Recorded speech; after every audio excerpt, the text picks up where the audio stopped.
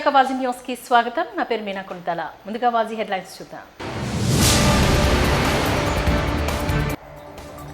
జాలర్ల దశ మార్చేందుకు కృషి చేస్తానన్న సీఎం.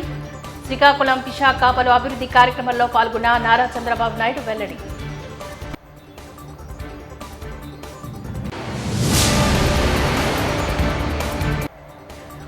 ఉగ్రవాదాన్ని అణిచివేయాలని పిలుపునిచ్చిన ఉద్యోగ సంఘాలు. కాశ్మీర్లోని జరిగిన ఉగ్రదాడి వృద్ధులకు నివాళులర్పిస్తూ దాడిని ఖండించిన ఎల్ఐసి బ్యాంక్ ఉద్యోగులు.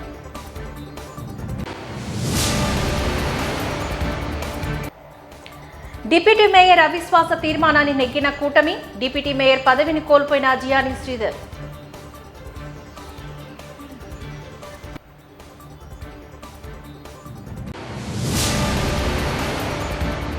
ఇక డీటెయిల్స్ చూద్దాం.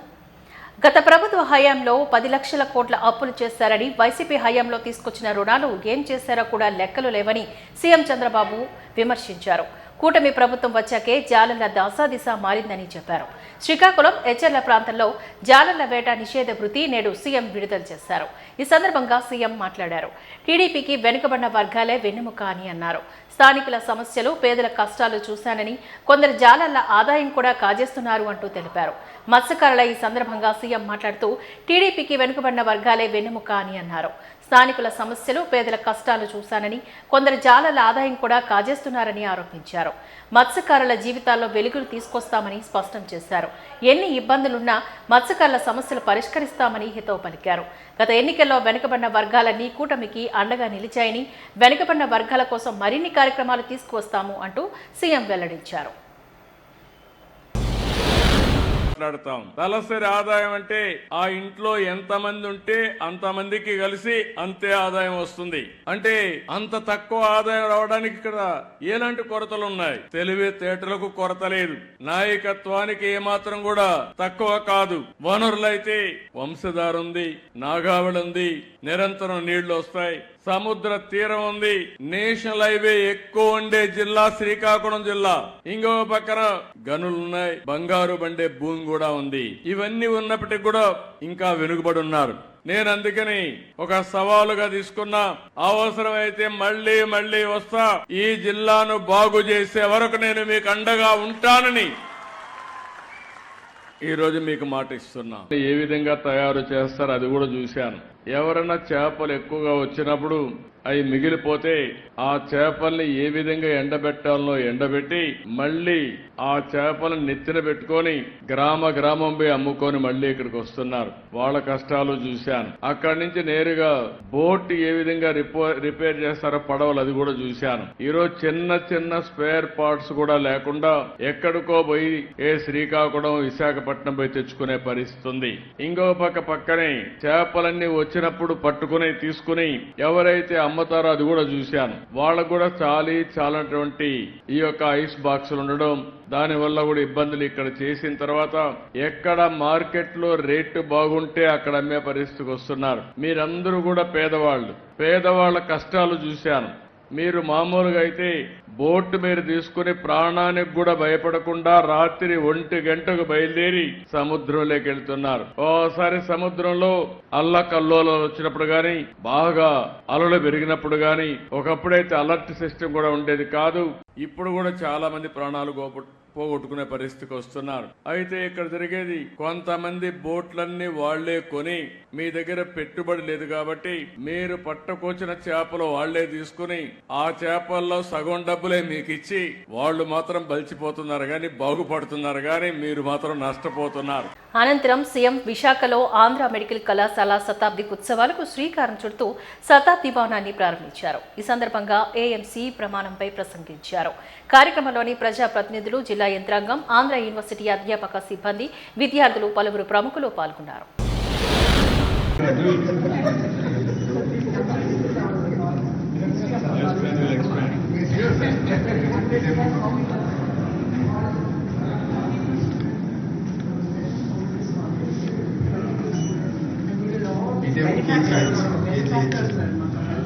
సార్ 1902 స్టార్ట్ చేశారు స్కూల్, మెడికల్ స్కూల్ లాగా ఓల్డ్ టౌన్, 1 టౌన్ లో స్టార్ట్ చేశారు sir.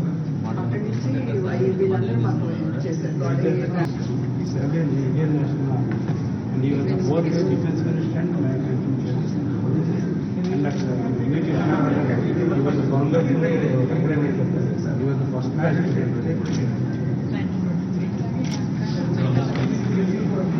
Clinical and biomedical research centre అని ఇంకో 20 crores ఇప్పుడు లాస్ట్ మీటింగ్ లో ప్రామిస్ చేశాము.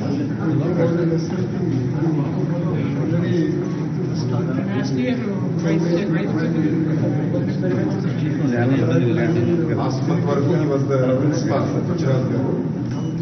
హీ వెంట్ టు యుఎస్ బాగా ఇంట్రెస్ట్ చూపిస్తున్నాం. అంటే రీసెర్చ్ లో స్టూడెంట్స్ రీసెర్చ్ లో కొంచెం మోటివేట్ చేయాలి. ఏం లేదు, కొంచెం చూసుకున్నాను క్లాస్ సార్ బయట రివర్స్ తిరిగి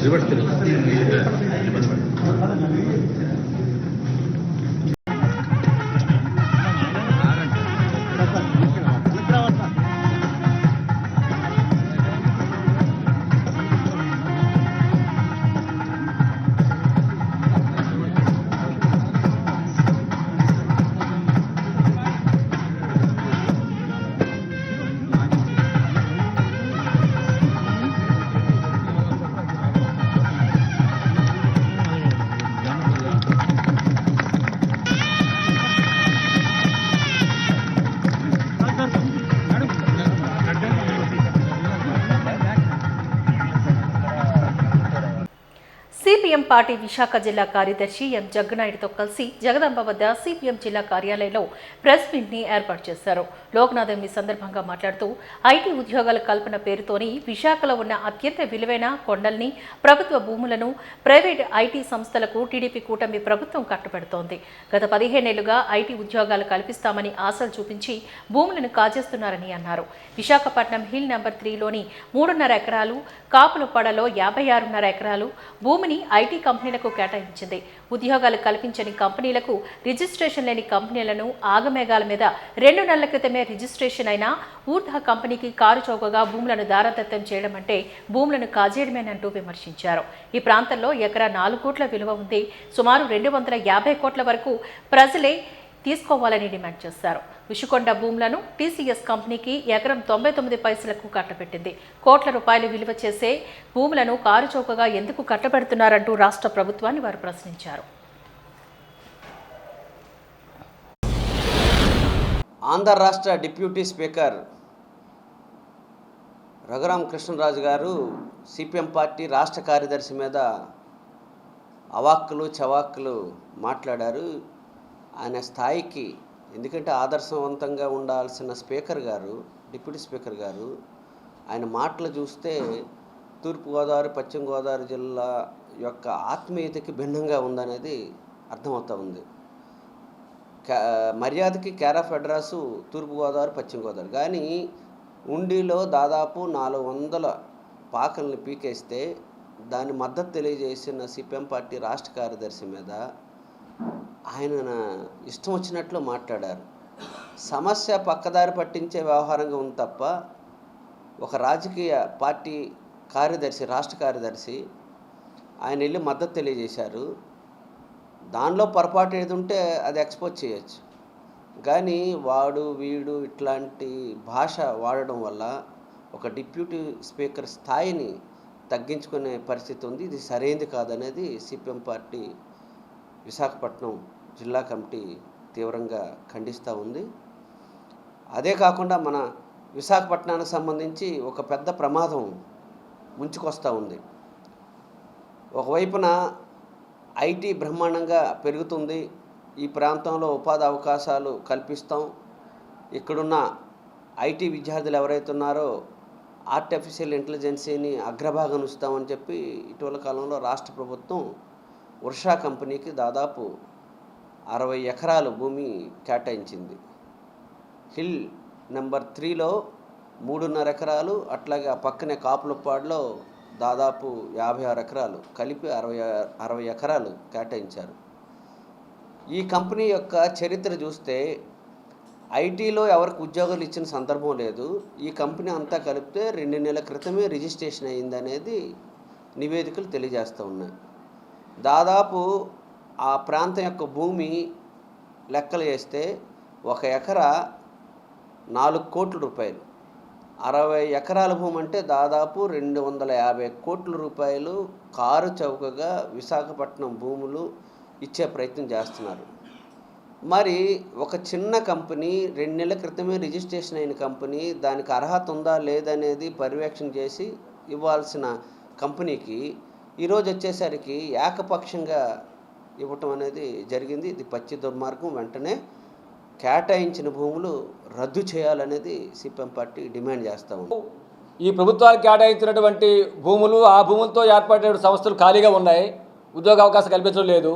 వీళ్ళు కొత్తగా మళ్ళీ నూతన కంపెనీలకి రాష్ట్ర ప్రభుత్వం పెద్ద సంఖ్యలో భూములు కేటాయిస్తూ ఉంది. ఇది సరైన కాదని చెప్పదలుచుకున్నాం మేము.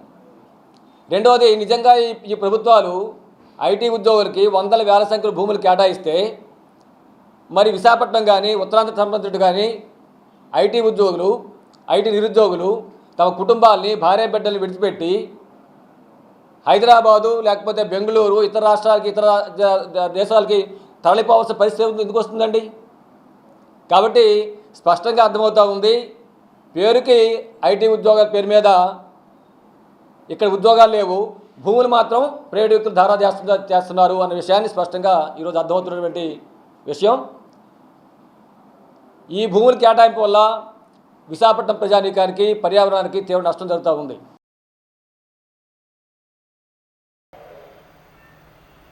విశ్వశ్రీ సభాసంఘ కాపరి పోప్ ఫ్రాన్సిస్ ఘన నివాళులర్పించారు.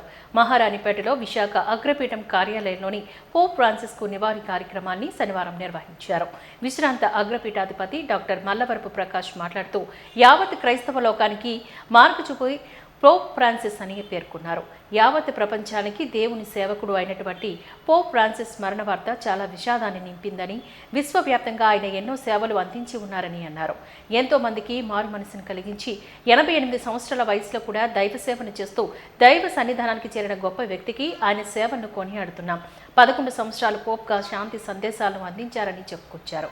ఈ కార్యక్రమంలో ఫాదర్స్ జొన్నాడ జాన్ ప్రకాష్, దుగ్గంపూడి బాలశౌరి, జయరాజు, రత్నకుమార్, రవితేజ తదితరులు ఈ కార్యక్రమంలో పాల్గొన్నారు.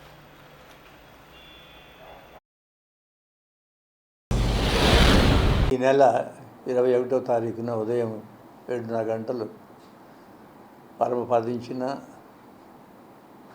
జగద్గురువుగా మేము సంబోధిస్తున్న పోప్ ఫ్రాన్సిస్ గారు తుది శ్వాస విడిచారు. కథోలిక సంఘము, Catholic church throughout the world, ప్రపంచం అంతటా కూడా దిగ్భ్రాంతి గురయ్యే వార్త, అందరినీ ఆశ్చర్యచకితులు చేసిన వార్త. ఎందుకంటే 24 గంటల ముందు ఆయన మేము సాంప్రదాయంగా జరుపుకునే ఈస్టర్ పండుగ వేడుకల్లో వ్యక్తిగతంగా ఆయన పాల్గొన్నారు, ప్రజలను ఉద్దేశించి మాట్లాడారు. మరి 24 గంటల వ్యవధిలోనే ఆయన తుది శ్వాస విడవడం, ఆ దైవ సన్నిధిలోనికి ఆ విధంగా తన ఈ లోక ప్రయాణాన్ని, యాత్రను ముగించుకొని ఆ దైవ సన్నిధిలోకి వెళ్ళడం మమ్మల్ని అందరినీ కూడా ఒక విధంగా ఆశ్చర్యం గురిచేసింది, బాధ గురి చేసింది. మరి ఈనాడు రోమ్ నగరంలో మేము భూస్థాపితం అంటాం, ఆయన భౌతిక శరీరాన్ని సమాధి చేసే రోజున మన భారతదేశ కాలమాన ప్రకారం 1:20 మధ్యాహ్నం 1:30 గంటలకు రోమ్ నగరంలో ఈ భూస్థాపిత కార్యక్రమం, ప్రార్థనా కార్యక్రమం నిర్వహించబడుతుంది. క్యాథలిక్ చర్చ్ సభ్యులమైన మేము విశాఖపట్నం ఆర్చిడయాసిస్ అగ్రపీఠం అనే ఈ ప్రాంతంలో ఉండే కథోలిక సంఘానికి చెందిన మేము ఇక్కడ స్థానికంగా ఉన్న అగ్రపీఠాధిపతులైన మోస్ట్ రెవరెండ్ బుడుమల బాలగారు, ఇక్కడున్న ఫాదర్లు, సిస్టర్లు, మా కథోలిక సంఘ సభ్యులందరి తరపున, వ్యక్తిగతంగా నా తరపున ఈ ఫ్రాన్సిస్ పాపు గారి పట్ల మాకున్నటువంటి గౌరవాన్ని, కృతజ్ఞతాభావాన్ని వ్యక్తం చేస్తూ ఉన్నాం. వీడ్కోలు పలుకుతూ దుఃఖం అనకూడదు, సానుభూతి అనకూడదు, సంతాపం అనకూడదు. ఎందుకంటే 85 సంవత్సరాల సుదీర్ఘ ప్రయాణాన్ని ముగించుకొని 12 సంవత్సరాలు నాయకత్వం వహించి కాథలిక్ చర్చిని సమర్థవంతంగా నడిపించి ఆయన పరమపదించారు. ఆయన సేవలు అందుకున్న మేమందరం మా కథోలిక్ సంఘం ఒక విధంగా సంతోషం, ఆనందం, ఇలాంటి మంచి కాపరిని మాకు ఇచ్చినందుకు, ఆయన ద్వారా అనేక మంచి పరిణామాలు ఈ 12 సంవత్సరాల్లో మా కథోలిక్ సంఘంలో చోటు చేసుకున్నందుకు, ఆయన ద్వారా ఆ దేవుడు తన ఆశీస్సులు అందజేసినందుకు మేము ఆ దేవాతి దేవునికి ఈ సందర్భంగా కృతజ్ఞతలు, వందనాలు చెల్లిస్తూ ఉన్నాం. మరి ఏ దైవాన్ని అయితే నమ్ముకొని వారి నుంచి ఉత్థానమైన యేసు ప్రభువు నమ్ముకొని జీవించిన ఫ్రాన్సిస్ పాపు గారు, అలాగే మేమందరం కూడా ఆశించే ఆ నిత్య జీవం, ఆ మోక్ష భాగ్యం అనేది తప్పకుండా ఆ దైవం ఆ ఫ్రాన్సిస్ పాపు గారికి దయచేస్తారన్నటువంటి నమ్మకంతో, ఆశతో, విశ్వాసంతో ప్రార్థిస్తూ ఆయనను ఆ భగవంతుని చేతుల్లోకి అప్పగిస్తూ ఉన్నాం. టెర్రరిజాన్ని ఖండించండి, మానవత్వాన్ని రక్షించండి అంటూ ఎల్ఐసి ఉద్యోగులు, ఏజెంట్లు విశాఖ ఎల్ఐసి కార్యాలయం వద్ద నినందిస్తూ ప్లకార్డులను ప్రదర్శించారు. ఈ సందర్భంగా మాజీ ఎమ్మెల్సీ ఎంవీఎస్ శర్మ మాట్లాడారు. మతోన్మాదాన్ని రెచ్చగొట్టేలా ఉగ్రవాదం బుసలు కొడుతుందంటూ ఆవేదన వ్యక్తం చేశారు. కాశ్మీర్లో జరిగిన అగ్రదాడిలోని మరణించిన అమాయక ప్రజల ప్రాణాలు విలువ కట్టలేనివని ఆరోపించారు. మితిమీరిన మతోన్మాదం దేశ మనుగడకు పెను సవాలని తెలిపారు. కేంద్ర ప్రభుత్వం తక్షణమే ఉగ్రవాదాన్ని అణిచివేసే దిశగా ప్రపంచ దేశాలతో చర్యలు చేపట్టాలని అన్నారు. ఈ కార్యక్రమంలో ఎల్ఐసి ఉద్యోగులు, సిబ్బంది, ఏజెంట్లు తదితరులు పాల్గొన్నారు. ఇక్కడ ఒక పోలీసు ఉంటే కాశ్మీర్లో అనేది ఒక అంతర్జాతీయ చర్చనీయాంశం చేసి దానికి ముగింపు పలికే వరకు దాని మీద గట్టిగా ఇటువంటి ఉగ్రవాదాన్ని ఉపయోగించుకునే రాజకీయాలను కూడా తిరస్కరిస్తాం. ఈ దేశాన్ని అల్టిమేట్గా కాపాడుకోవాలి. ఎక్కడైనా ఉగ్రవాదం అనేది తలెత్తితే దాని పర్యవసానాలు మనమే భరించాల్సి గట్టిగా ఖండించడం కన్నా పెద్ద యాక్టివిటీ ఇంకోటి లేదు. ఈరోజు విశాఖపట్నం డివిజన్ జీవిత బీమా సంస్థలో ఉన్నటువంటి క్లాస్ 1, క్లాస్ 2, క్లాస్ 3, క్లాస్ 4 ఉద్యోగ సంఘాలు, ఎస్సీ ఎస్టీ సంక్షేమ సంఘం, ఓబీసీ వెల్ఫేర్ సంఘం, ఎల్ఐసి ఏజెంట్ల సంఘాలు మొత్తం అందరం సమైక్యంగా ముక్తకంఠంతో కాశ్మీర్లో పెహల్గాంలో జరిగినటువంటి ఉగ్రవాద దాడిని తీవ్రంగా ఖండిస్తూ ఇక్కడ తీర్మానం చేశాం. భారతదేశంలో ప్రజలు ఉగ్రవాదాన్ని ఎట్టి పరిస్థితుల్లోనూ సహించరు, మేము దాన్ని ఆమోదించాం అనేటువంటిది స్పష్టం చేస్తున్నాం. ఈ దాడిలో బలైనటువంటి అమాయక టూరిస్టులకి మా శ్రద్ధాంజలి ఘటిస్తున్నాం. ప్రభుత్వం ఉగ్రవాదుల్ని ప్రజల నుంచి ఒంటరి చేసి ఆ ఉగ్రవాదాన్ని అంతమొందించే విధంగా సరైన దిశలో చర్యలు నిర్మాణాత్మకంగా చేపడితే వాటన్నిటికీ సంపూర్ణమైన సహకారం అందించగలమని చెప్పి కూడా ప్రకటిస్తున్నాం. అదే సమయంలో ఉగ్రవాదాన్ని కేవలం సైనిక బలంతోటో లేకపోతే అడ్మినిస్ట్రేటివ్ బలంతోటో అణిచివేయొచ్చు, ప్రజలతో మాకేమీ సంబంధం లేదు అనేటువంటి ఒక అనాలోచితమైన తప్పుడు వైఖరిని గనక ప్రభుత్వాలు తీసుకుంటే ఇప్పుడు ఈ ఉగ్రవాద చర్యలు కాశ్మీర్ ప్రజల జనజీవనాన్ని మొత్తాన్ని దెబ్బతీసాయి. ప్రపంచవ్యాప్తంగా కోలుకుంటున్నటువంటి టూరిస్టుల పర్యటన, కాశ్మీర్కి వచ్చే టూరిస్టుల పర్యటన అనేటువంటి ఆ సంఖ్య అమాంతం ఇప్పుడు పడిపోయే పరిస్థితి ఉంది. అదేవిధంగా కాశ్మీర్లో పెద్ద ఎత్తున యాపిల్ తోటలు అవి ఉన్నాయి, వాటికి నుంచి వచ్చే వ్యాపారం కూడా ఈ మిలిటరీ చర్యలు పెరిగితే అది కూడా ఆగిపోతుంది. కాశ్మీర్లో ఉన్న సామాన్య ప్రజలు, ఈ ఉగ్రవాదంతో ఎటువంటి సంబంధం లేని సామాన్య ప్రజలు, రైతులు, ఉద్యోగులు వీళ్ళందరూ కూడా ఇప్పుడు దెబ్బతినే పరిస్థితి ఉంది. ప్రభుత్వం వాళ్ళకు కూడా భరోసా ఇచ్చి వాళ్ళని ఆదుకోవాలి. కాశ్మీర్లో ఎన్నికైనటువంటి స్థానిక ప్రభుత్వం ఏదైతే ఉందో దాన్ని పూర్తి విశ్వాసంతో తీసుకుని దానితో సమన్వయం చేసుకుంటూ ఈ ఉగ్రవాదాన్ని అంతమొందించే చర్యలు చేపట్టాలి. ఇదే విధంగా జిల్లా బ్యాంకు ఉద్యోగుల అసోసియేషన్ ఆధ్వర్యంలో ఉగ్రదాడిని వ్యతిరేకిస్తూ జీవీఎంసీ గాంధీ విగ్రహం వద్ద నిరసన తెలిపారు. ఈ సందర్భంగా బ్యాంకు ఉద్యోగుల జిల్లా ప్రధాన కార్యదర్శి వసంతనాయుడు మాట్లాడారు. అమాయకులపై మతోన్మాదులు రెచ్చిపోయి కాల్పులు జరపడం మానవాళి మనుగడకు ప్రశ్నార్థకంగా మారిందంటూ ఆరోపించారు.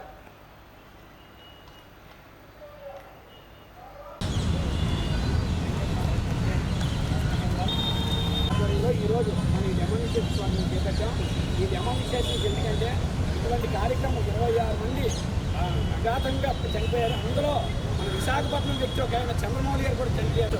ఏబిఏ జిందాబాద్ జిందాబాద్ జిందాబాద్ ఏబిఏ జిందాబాద్ జిందాబాద్ జిందాబాద్ ABA never win never win stop innocent killing stop terrorism stop terrorism Pahalgam attack and innocent Indians we condemn అమాయకుల పై ఉగ్రవాద దాడి ఖండిద్దాం అమాయకులపై ఉగ్రవాద దాడి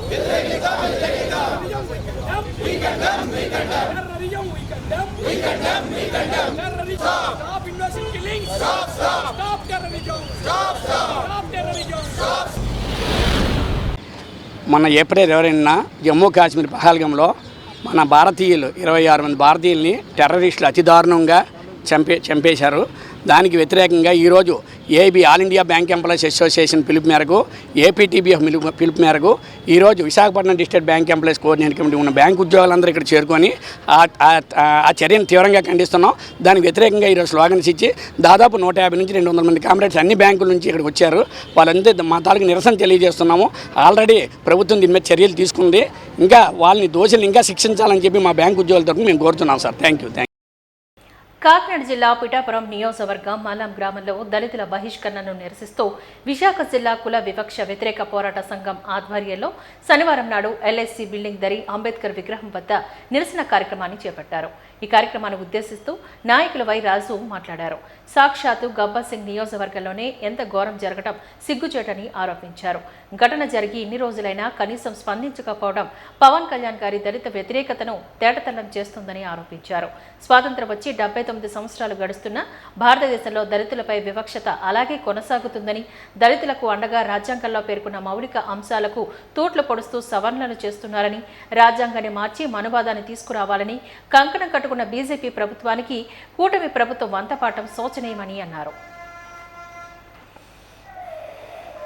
దళితుల ఐక్యత వర్ధిల్లాలి, దళితుల సమస్య పరిష్కారం వెంటనే చేయాలి, దళితులు బహిష్కరించిన పెత్తందారులను అరెస్ట్ చేయాలి, దళితులు బహిష్కరించిన పెత్తందారులను అరెస్ట్ చేయాలి, దళితుల సమస్య వెంటనే పరిష్కారం చేయాలి, సమస్య వెంటనే పరిష్కారం చేయాలి, దళితుల మీద పెత్తందారులను అరెస్ట్ చేయాలి, దళితుల ఐక్యత వర్ధిల్లాలి, దళితుల ఐక్యత వర్ధిల్లాలి, దళితుల ఐక్యత వర్ధిల్లాలి, దళితుల సమస్యలను పరిష్కారం చేయాలి.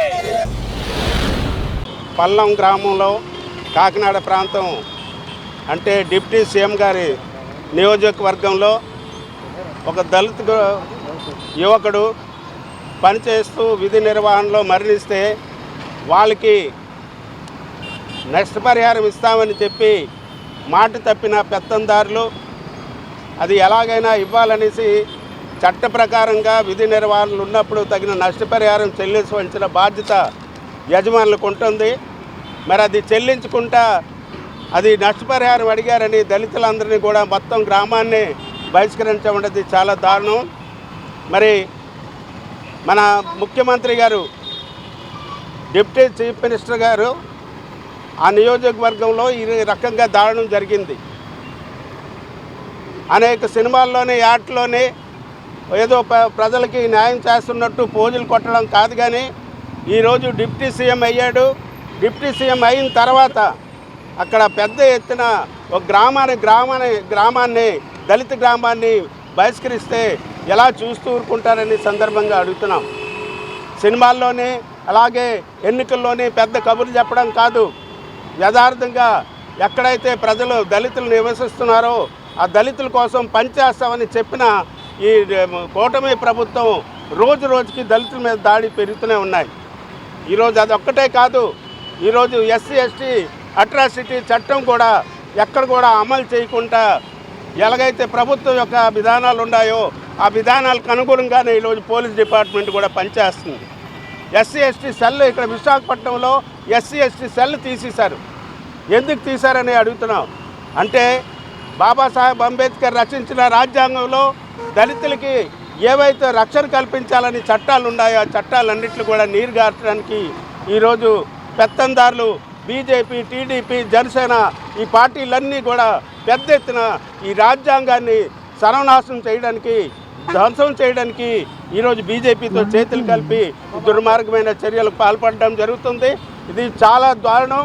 రాబోయే ఎలక్షన్లో రాబోయే కాలంలో ఈ ప్రజాప్రతినిధులు ఎవరైతే ఉన్నారో వాళ్ళకి కాలం చెల్లిపోయేటట్టు ప్రజలు తగిన బుద్ధి చెప్తారు.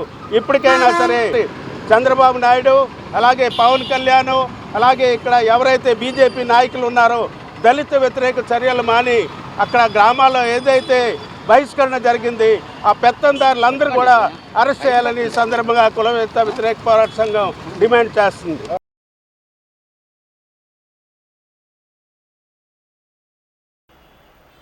వైసీపీ పార్టీకి మరో షాక్ తగిలింది. Greater Visakhapatnam municipal corporation GVMC deputy mayor పదవిని కూటమి కైవసం చేసుకుంది అంటూ BJP MLA Vishnukumar Raju, Janasena MLA Panchakalla Ramesh Babu తదితరులు తెలియజేశారు. అవిశ్వాస తీర్మానం అనంతరం జీవీఎంసీ కార్యాలయం ఎదుట మీడియా పాయింట్ వద్ద వారు మీడియాతో మాట్లాడారు. ఈ సందర్భంగా వారు మాట్లాడుతూ జీవీఎంసీ డిప్యూటీ మేయర్ పదవి జియానీ శ్రీధర్ కోల్పోయారని తెలిపారు. జీవీఎంసీ డిప్యూటీ మేయర్ పదవి ఎన్నికల్లోని 74 మంది మద్దతుతో కూటమి అవిశ్వాసాన్ని నెగ్గిందని చెప్పారు. ఈ 74 మందిలో 63 మంది కూటమి కార్పొరేటర్లు ఓటు వేయగా మరో 11 మంది ఎక్స్ అఫిషియో సభ్యుల మద్దతు లభించిందని తెలిపారు.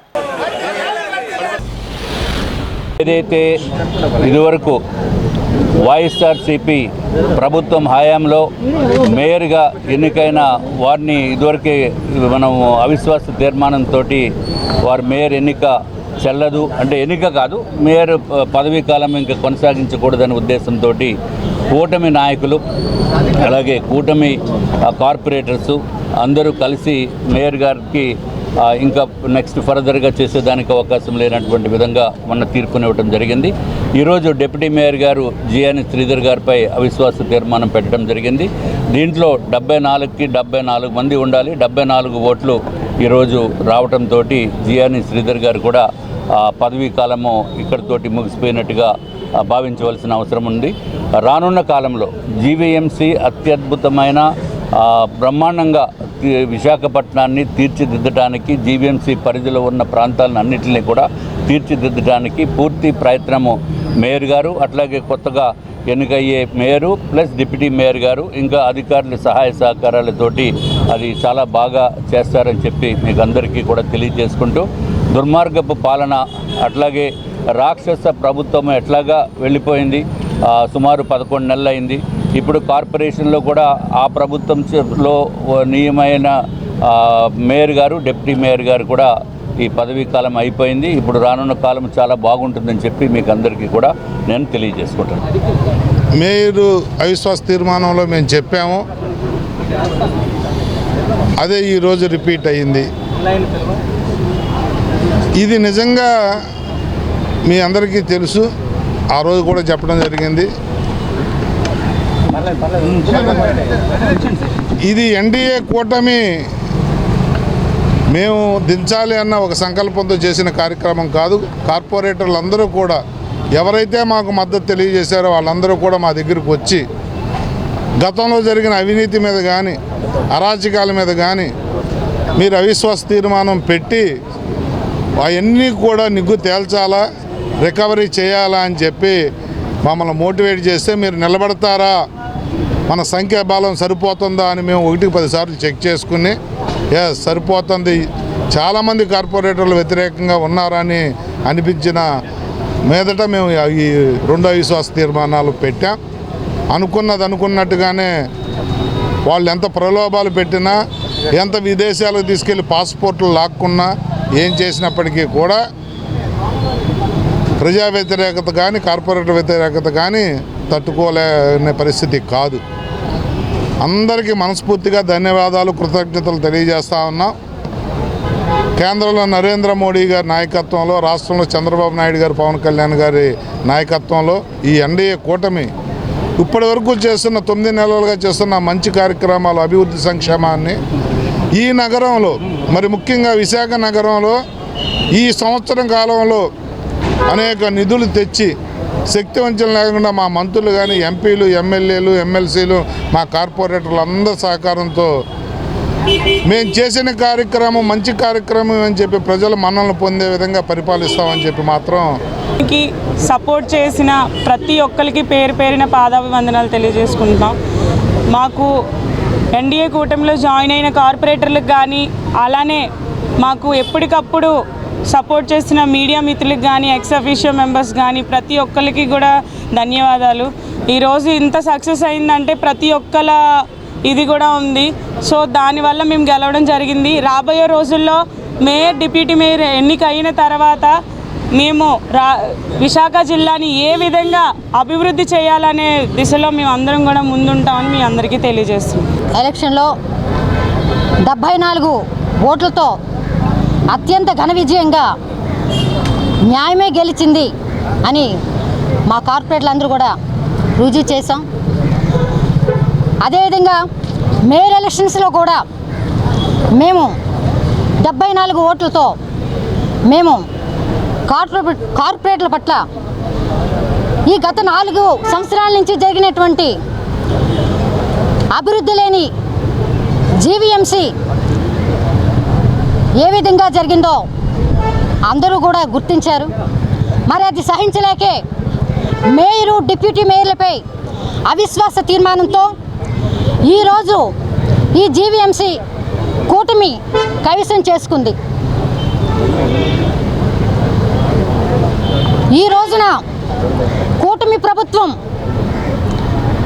ప్రజలు ఆశించే ఆకాంక్షల్ని నెరవేర్చాలి అనేటువంటి సదుద్దేశంతోనే స్వపక్షంలో ఉన్నటువంటి కార్పొరేటర్లు కూడా, అంటే వైసీపీలో ఉన్నటువంటి కార్పొరేటర్లు కూడా ఈ కూటమి ప్రభుత్వానికి మద్దతు ఇచ్చి వారు మా తరపున నిలబడ్డారు.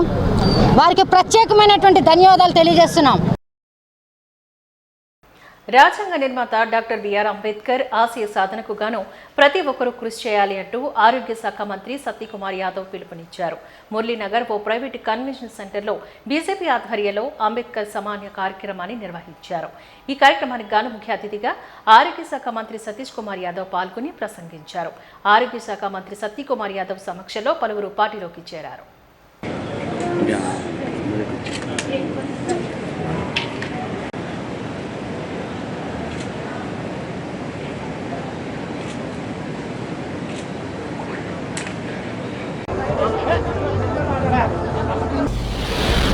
అయితే కేంద్రం దాన్ని చాలా తీవ్రమైనగా పరిగణించింది. దాంట్లో భాగంగానే ఇప్పుడు సింధు జలాలను ఆపడం కానీ లేదా ఇతరత్ర ఆంక్షలు విధించడం కానీ మనం చూస్తున్నాం. అయితే ఖచ్చితంగా కేంద్రం సిసిఎస్ సమావేశం కూడా కేబినెట్ కమిటీ అండ్ సెక్యూరిటీ నిర్వహించింది. కేంద్రం ఏ రకమైన నిర్ణయం తీసుకోబోతుంది అనేది భవిష్యత్తులో తెలుస్తుంది. కానీ ఇది అత్యంత పాశవికమైన అమానవీయమైన దాడి. ఈ అమాయక ప్రజల్ని, పర్యాటకుల్ని కేంద్రంగా చేసుకుని ఇవాళ ఈ అమానుష దాడికి ఉగ్రవాద ముష్కరులు పాల్పడ్డారు. వాళ్ళు ఆ శక్తులు, వ్యక్తులు, వాటిని ప్రేరేపిస్తున్న వాళ్ళు ఎవరైనా దానికి ఖచ్చితంగా మూల్యం చెల్లించుకోక తప్పదు. అయితే ఇవాళ దేశంలో పరిస్థితులు మెరుగవుతున్న నేపథ్యంలో కాశ్మీర్ కూడా ఆర్టికల్ 370 రద్దు అయిన తర్వాత పర్యాటకులు కేవలం దేశం నుంచి కాకుండా ప్రపంచవ్యాప్తంగా వస్తున్నారు. వీటిని దృష్టిలో పెట్టుకుని అక్కడ కాశ్మీర్లో జీవన ప్రమాణాలు పెరుగుతున్నాయి. కాబట్టి వాళ్ళ ఆర్థిక మూలాలను దెబ్బతీసే ఉద్దేశం ఒకటైతే, రెండోది వీటి ద్వారా దేశంలో మత విద్వేషాలు పెంచాలని కారణంగా చేసినట్టుగా మనకు కనిపిస్తూ ఉంది. ఇది రెండు దేశాలకు సంబంధించిన విషయం. ప్రపంచ దేశాలన్నీ కూడా భారత్కు మద్దతుగా నిలిచాయి. ఏ చర్య తీసుకున్నా కూడా మేము మద్దతు ప్రకటిస్తామని చెప్పడం జరిగింది. అయితే రాబోయే రోజుల్లో ఖచ్చితంగా ప్రధానమంత్రి గారు చాలా స్పష్టమైన సంకేతాన్ని ప్రపంచానికి ఇచ్చారు. దేశం మీద దాడి జరిగితే సౌమైక్యత కానీ, సౌభ్రాతృత్వాన్ని కానీ, లేదా దేశ పౌరుడికి ఎక్కడైనా నష్టం వాటిల్లితే దాన్ని చాలా తీవ్రంగా పరిగణిస్తాం. వారు కలలో కూడా ఊహించని విధంగా శిక్షిస్తామని ప్రధానమంత్రి గారు చెప్పిన నేపథ్యంలో ఖచ్చితంగా తీవ్రమైన ఇది ఉంటాయి. అయితే ఎందుకంటే దేశాల మధ్య సంబంధించినవి అనేక విషయాలను పరిగణలోకి తీసుకోవాల్సి ఉంది. వాటిని అన్నింటిలో పరిగణలో తీసుకున్న తర్వాత అత్యున్నత స్థానంలో సమీక్ష నిర్వహించిన తర్వాత ఖచ్చితంగా దీని మీద ఒక కఠిన చర్యలు అయితే. విశాఖ ఎంవీపీ పోలీస్ స్టేషన్ పరిధిలో ద్విచక్ర వాహన చోరీలకు సంబంధించి నిందితులను అదుపులోకి తీసుకున్నట్లుగా పోలీస్ కమిషనర్ తెలిపారు. పోలీస్ స్టేషన్ ఆవరణలో ఏర్పాటు చేసిన విలేకరుల సమావేశంలో ఆయా సంబంధిత వివరాలను వెల్లడించారు. 2 ద్విచక్ర వాహనాలు స్వాధీనం చేసుకున్నట్లుగా తెలిపారు.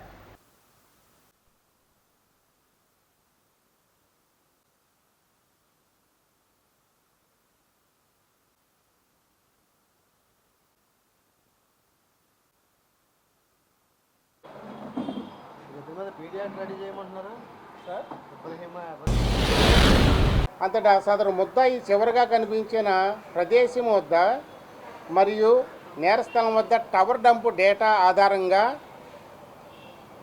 ముద్దాయి సీసీ ఫుటేజీలలో లభించిన ఛాయాచిత్రాలను సుదర్శన్ గాంధవి యాప్ల సహాయంతో సదరు ముద్దాయిని పార్వతీపురం మన్యం జిల్లా సీతానగరం మండలం కోట సీతారాంపురం గ్రామానికి చెందిన పాత నేరస్తుడు అని కోట శివగా గుర్తించి అతని కోసం వాకప్ చేశారు.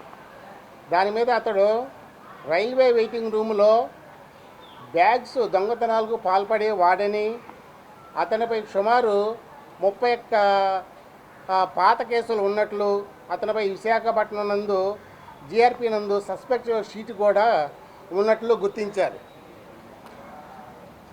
దాని మీద తర్వాత కేసు దర్యాప్తులో భాగంగా 24/4/20 తేదీన ఎంఈపీ సెక్టార్ 12 నందు ముద్దాయిన కోట సేవను అదుపులోకి తీసుకొని విచారిస్తే అతడు 2024 నుంచి విశాఖపట్నం సిటీలో MEP, Maharanipeta, 1 town, 2 town, 3 town Dwaraka police station పరిధిలో మొత్తం 17 బైకులు, మోటార్ సైకిళ్ళు దొంగతనం చేసినట్లు తెలియపరిచినాడు. వాటిలో 9 బైక్లను గోటశివ వద్ద నుంచి రికవర్ చేయడం జరిగింది. మిగతా బైక్లలో 8 బైక్లను బేతనపల్లి వినయ్ కుమార్ అనే వ్యక్తికి తక్కువ ధరకు అమ్మినట్లు తెలియపరిచాడు. వెంటనే బేతనపల్లి వినయ్ కుమార్ను కూడా ఎంఈపీ సెక్టార్ 10 వద్ద అదుపులోకి తీసుకొని అతని వద్ద నుంచి 8 బైక్లను రికవర్ చేయడం జరిగింది. మిగిలిన 2 బైక్లను కర్రి మోహన్ రావు అనే వ్యక్తికి తక్కువ ధరకు అమ్మేసి తెలియపరిచి వెంటనే అతను కూడా కైలాసగిరి రోప్ వద్ద అదుపులో తీసుకొని అతని వద్ద నుంచి 2 బైకులను రికవరీ చేయడం జరిగింది. మొత్తంగా ముద్దాయిన కోట సేవ దొంగతనం చేసిన 17 బైకులను రికవరీ చేయడం జరిగింది. వీటిలో 1 town police station 2, MEP police స్టేషన్లు 4, మహారాణిపేట పోలీస్ స్టేషన్లు 3, 2 పోలీస్ స్టేషన్లు 5, 3 టౌన్ పోలీస్ స్టేషన్లు 2, ద్వారకా పోలీస్ స్టేషన్లో 1 బైకులు కలవు. ముద్దాయిన కోటగా శివ అయిన ఈ దినం కోర్టులో హాజరుపరిచి జ్యుడిషియల్ రిమాండ్కు పంపించడమైంది. కేసులో చక్కటి ప్రతిభ కనబరిచిన Dwaraka crime sub division inspector V Chakradhar. Ragamalika సాంస్కృతిక సేవా సంస్థ ఆధ్వర్యంలో మాసపు సినీ గీత మాలిక కార్యక్రమాన్ని రామ్నగర్లో నిర్వహించారు. ఈ కార్యక్రమంలో భాగంగా ఔత్సాహిక గాయని గాయకులు సినీ నేపథ్య గేయాలు ఆలపిస్తూ ప్రేక్షకులను అలరించారు.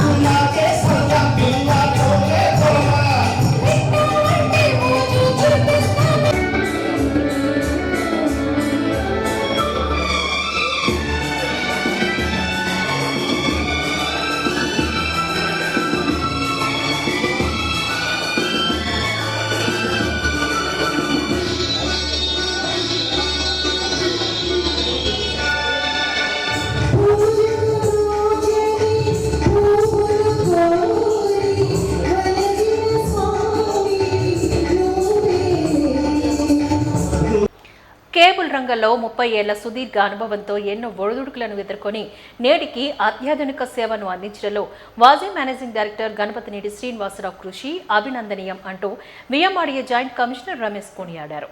ఎస్ఎస్సి వాజీ ఐపీటీవీ వాచి ఓటీటీ సేవల ప్రారంభోత్సవ కార్యక్రమంలో ఆయన ముఖ్య అతిథిగా హాజరై పోస్టర్ను ఆవిష్కరించారు. ఈ సందర్భంగా ముఖ్య అతిథులు Ramesh, ABN Andhrajyothi branch manager Ramakrishna తదితరులు పాల్గొని మాట్లాడారు. పోటీ ప్రపంచంలో అత్యాధునిక సాంకేతిక సేవలను ఉత్తరాంధ్రలో మొట్టమొదటిసారిగా అందిస్తూ కేబుల్ ఆపరేటర్లకు నూతన ఉత్సాహాన్ని అందించాలని ప్రశంసించారు. కార్యక్రమంలో భాగంగా వాజీ మేనేజింగ్ డైరెక్టర్ గణపతినేని శ్రీనివాసరావు మాట్లాడారు. ఎప్పటికప్పుడు సాంకేతిక రంగంలో వస్తున్న ఆవిష్కరణలు అందిపుచ్చుకుంటూ భవిష్యత్తును మరింత ఆశాజనకంగా మార్చుకోవాలని ఆపరేటర్లకు సూచించారు.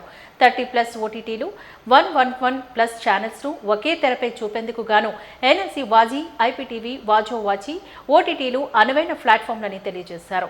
మధ్యతరగతి వారికి అందుబాటు ధరలో అంతర్జాల సేవలతో కేబుల్ ప్రసారాలను అందించేందుకు గాను వినూత్న రీతిలో వీటిని ప్రారంభించినట్లుగా తెలిపారు.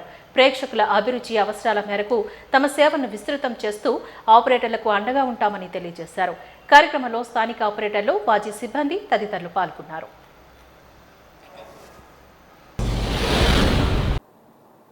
గత 95లో ఇండస్ట్రీలో అడుగుపెట్టడం జరిగింది. ఇందులో జరుగుతున్న మార్పులు ఎప్పటికప్పుడు మనం అప్డేట్ చేసుకుంటూ దాదాపు 30 ఇయర్స్ ఈ జర్నీ నడిచింది. ఎన్నో మార్పులు చూసాం. ఆర్ఎఫ్ కేబుల్ నుంచి ఆప్టిక్ ఫైబర్, తర్వాత డిజిటలైజేషన్, ఇప్పుడు ఇంటర్నెట్ ప్రొవైడింగ్, ఐపీటీవీ, అలాగే ఈ వాచో యాప్ ఇవన్నీ కేబుల్ ఆపరేటర్స్ ఎప్పటికప్పుడు వాళ్ళ యొక్క సిస్టంలో మార్పులు తీసుకురాకపోతే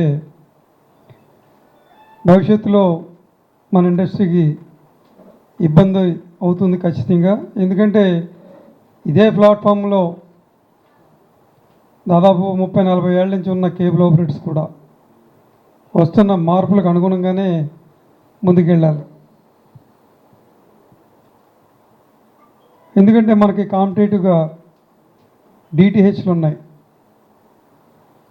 అలాగే major competitor corporate company Reliance.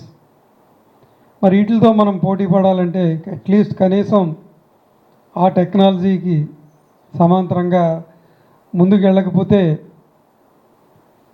మనకి భవిష్యత్తు ఇబ్బంది అవుతుంది. కాబట్టి ఈ ఐపీటీవీని ఈరోజు లాంచ్ చేయడం జరుగుతుంది. ఐపీటీవీ ఆల్మోస్ట్ అందరికీ పరిచయం ఉంది. గతంలో ఏపీ ఫైబర్ ఉండేది ఫస్ట్ టైము, ఆ తర్వాత రిలయన్స్ రావడం జరిగింది.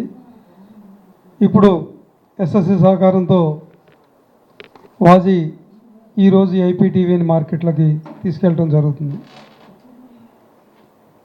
మనకి కస్టమర్స్కి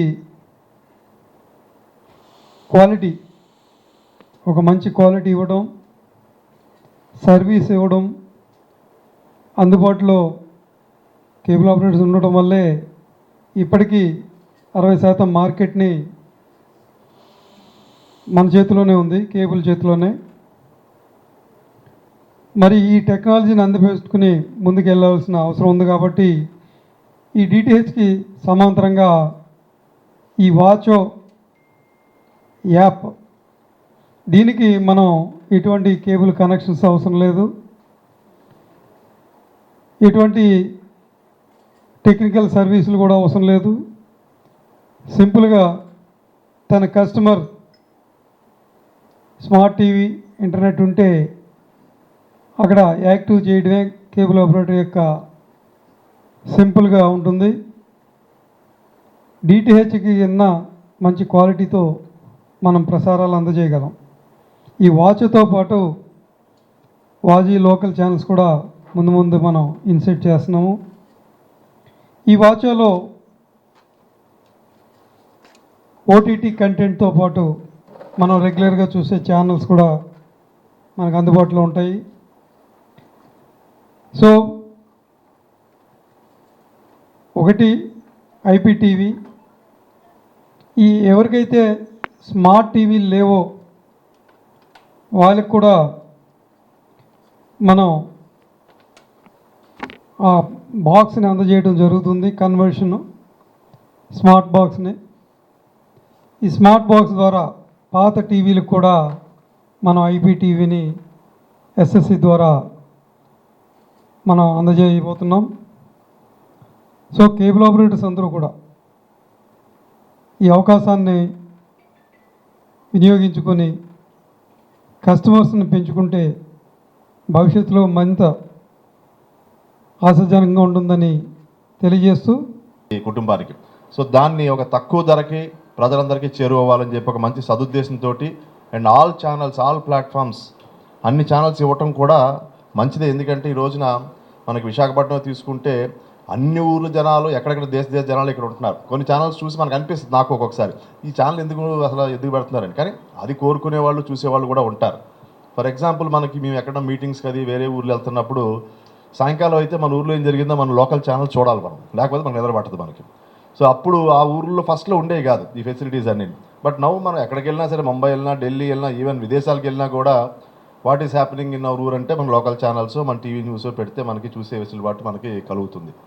సో ఈ అభివృద్ధి చెందుతున్న టెక్నాలజీ ఉన్న రోజుల్లో కొత్త టెక్నాలజీస్ని అనుసంధానం చేసుకుంటేనే మనం ఏ వ్యాపారంలోనే ముందుకు వెళ్ళగలము అన్న ఉద్దేశంతో వాజీ గారు ఈ రోజున ఈ స్టెప్ తీసుకున్నారని అనుకుంటూ వారికి, వారి కుటుంబ సభ్యులకి, అలాగే వారి దగ్గర పనిచేసిన వారందరికీ కూడా యాజ్ ఎ టీమ్ నా శుభాకాంక్షలు తెలియజేస్తూ వారు మరిన్ని విజయాలు తెచ్చుకోవాలని కోరుకుంటున్నారండి. Thank you. శ్రీనివాస్ గారు ఎన్నో ఒడిదుడుకులు ఎదుర్కొని ఎన్ని కష్ట నష్టాలు పడి ఇప్పటికీ ఛానల్ని ప్లస్ వచ్చిన టెక్నాలజీని అందిపుచ్చుకోవడంలో మాత్రం ముందుంటారు. అదే అట్లాగే ఇప్పుడు మాకు వాచో ఈ యాప్ చూస్తే నిజంగా ఆయన చెప్పినప్పుడు వింటే తక్కువ ప్రైస్లో అందరికీ కావాల్సినంత కంటెంట్ ఇచ్చే ఇది నాకు కనిపించింది అది. సో ఇది జనాదరణ పొందుతుందని శ్రీనివాస్ గారు ఇంకా కొత్త టెక్నాలజీస్ కూడా ఇంట్రొడ్యూస్ చేసి ఆయన ఉత్తరాంధ్రకి ఇది కావాలని కోరుకుంటూ అందరికీ. వాజీ న్యూస్ ముగించే ముందు ముఖ్య అంశాలు మరొకసారి చూద్దాం. జాలర్ల దశ మార్చేందుకు కృషి చేస్తానన్న సీఎం. శ్రీకాకుళం, విశాఖ పలు అభివృద్ధి కార్యక్రమాల్లో పాల్గొన్న నారా చంద్రబాబు నాయుడు వెల్లడి.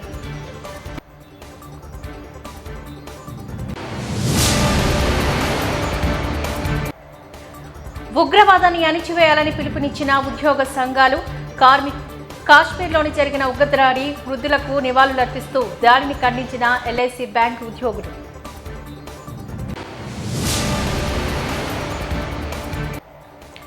డిప్యూటీ మేయర్ అవిశ్వాస తీర్మానాన్ని నెగ్గిన కూటమి. డిప్యూటీ మేయర్ పదవిని కోల్పోయిన జియానీ శ్రీధర్.